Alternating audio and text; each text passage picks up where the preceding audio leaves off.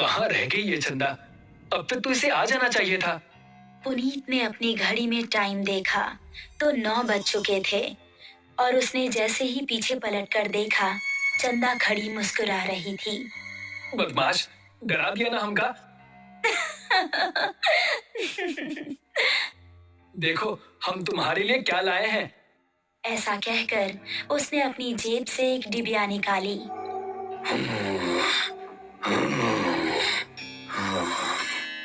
तभी उन दोनों को किसी के सांस लेने की भयानक आवाज सुनाई दी।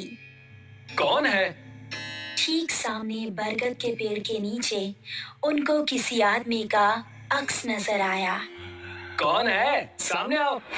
ये सुनकर भी वो आदमी सामने नहीं आया और जोर जोर से सांस लेने लगा। अभी देखते हैं कौन ससुरा है। ये कहकर पुनीत उसके पास जाने लगा। जैसे ही पुनीत उसके पास पहुंचा, उसने भी 2 कदम आगे बढ़ाकर पुनीत का गला पकड़ लिया। उसको देखकर पुनीत और चंदा दोनों का दिल दहल गया। उस आदमी की गर्दन कटी हुई थी और थोड़ी सी खाल में अटकी लटक रही थी। चंदा की तरफ ऐसी भागी कि उसने पलट कर नहीं देखा। गांव पहुंची तो उस टाइम पुनीत के पिता घर के बाहर थे। अरे चंदा बिटिया, इतनी डरी हुई काहे लग रही हो? वो पुनीत। चंदा ने हाफते हुए उनको पूरी कहानी सुनाई। पुनीत के पिता ने अपने साथ कुछ आदमियों को लिया और चंदा उन सभी को लेकर उसी जगह पर पहुंच गई। यही जगह थी वो जहां उसने पुनीत को पकड़ा था। उन लोगों ने इधर उधर नजरें घुमाई तो कोई आसपास नजर नहीं आया। तभी चंदा की गर्दन पर ऊपर से कुछ हाथ लगाकर देखा तो वो खून था। पेड़ की डाली के ऊपर पुनीत की बिना गर्दन की लाश टंगी हुई थी और उससे खून टपक टपक कर नीचे गिर रहा था। शहर से दूर एक छोटा सा गांव सरूपुर। रात के समय सभी अपने अपने घरों में आराम कर रहे थे। बाबूजी, हम जरा अपने दोस्त महेश से मिलकर आ रहे हैं। उसकी तबीयत जरा ठीक नहीं है ना? ठीक है, लेकिन जल्दी आना। जी बाबूजी। ऐसा कहकर वो खुश होता हुआ घर से निकल गया। आज तो सारे दोस्त मिलकर मस्त पार्टी करेंगे, मजा आ जाएगा। जंगल का रास्ता पकड़ लेता हूँ, जल्दी पहुँच जाऊंगा। अभी वो जंगल में आगे बढ़ ही रहा था कि पीछे से उसको आवाज आई। अकेले ही पार्टी करने जा रहे हो? हमका साथ लेकर नहीं चलना है क्या? अरे अर्पणा और दिव्या, तुम दोनों क्यों हर बार हमारे पीछे पड़ जाती हो? हमका साथ लेकर चलते हो कि बोले अभी तुम्हारे बाबूजी से? अरे नहीं नहीं मेरी माँ, चलो मेरे साथ। थोड़ी देर चलने के बाद वो तीनों एक जगह पहुंचे जहां रामू और महेश बैठे हुए थे। अबे ये क्या, तू फिर से लड़कियों को साथ ले आया?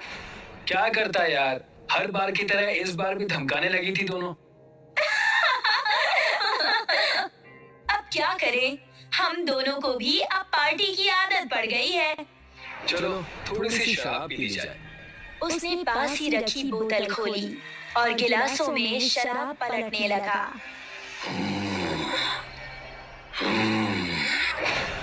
तभी उनको किसी के सांस लेने की आवाज सुनाई दी।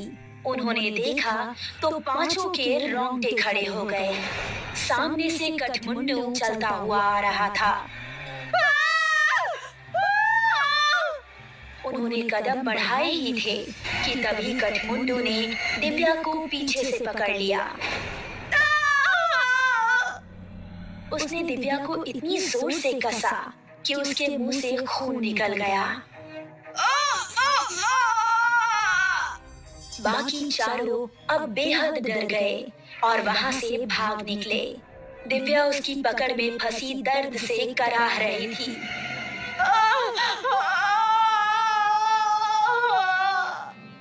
उसने दिव्या को जमीन पर धक्का दिया और उसके ऊपर आ गया।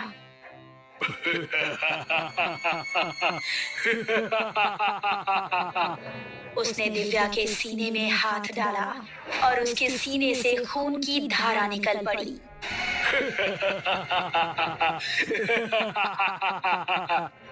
बाकी चारों इतना डर चुके थे कि उनको खबर भी नहीं थी कि वो किस दिशा में भाग रहे हैं।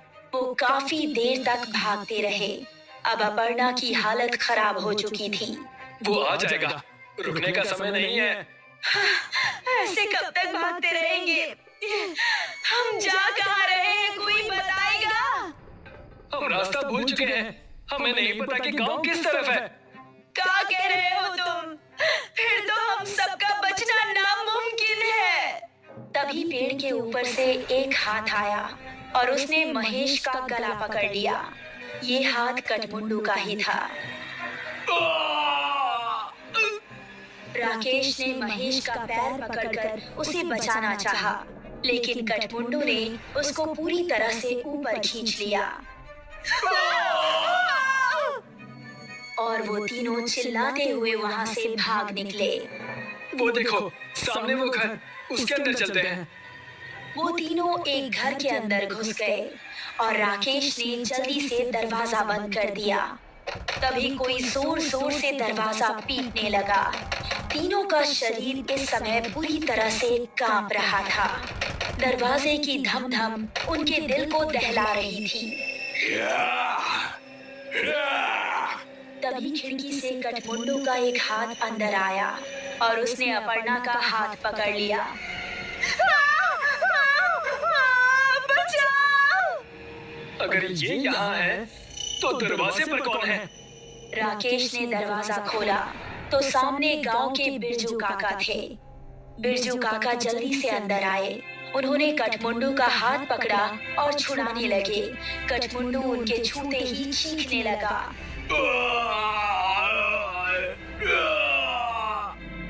वो चीखता चिल्लाता हुआ वहां से भाग गया। तुम ठीक तो हो अपर्णा? मैं ठीक हूँ, शुक्रिया बिरजू काका।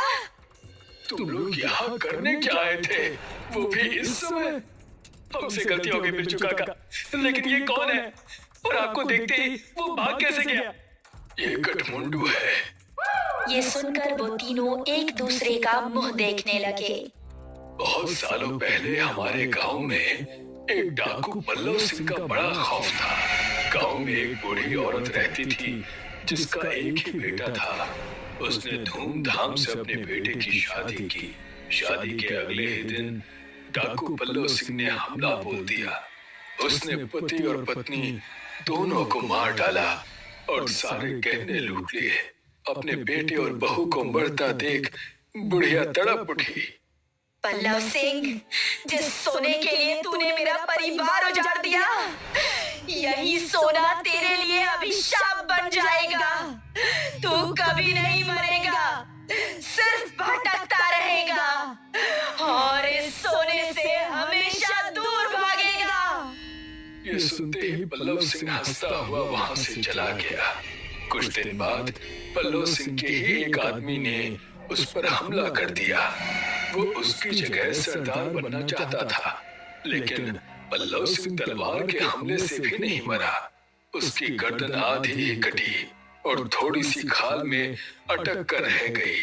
उसने अपने सभी साथियों को मार गिराया। उसने अपनी उंगलियों में जितनी भी सोने की अंगूठियां पहनी थी वो गर्म होने लगी और उसके हाथ जलने लगे। बुढ़िया का श्राप अब शुरू हो गया था। उसने सभी अंगूठियां उतार फेंकी और जंगल में भाग गया। तब से अब तक वो जंगल में ही रहता है। मेरे छूने से वो इसलिए भाग गया क्योंकि मेरे हाथ में ये सोने का कड़ा है। ये कहानी सुनकर वो तीनों हैरान रह गए। चलो यहाँ से निकलो, वो फिर से आ सकता है।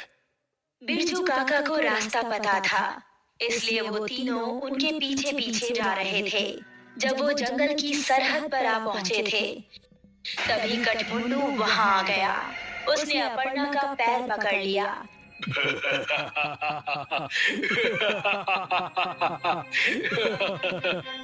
तभी राकेश ने बिरजू काका के गले पर नजर डाली। उनके गले में एक सोने की चेन भी थी। उसने चेन को उनके गले से उतारी और कठमुंडू की टूटी हुई गर्दन में डाल दी। उसने चेन को गले से उतारने के लिए जैसे ही छुआ तो उसके हाथ भी जलने लगे।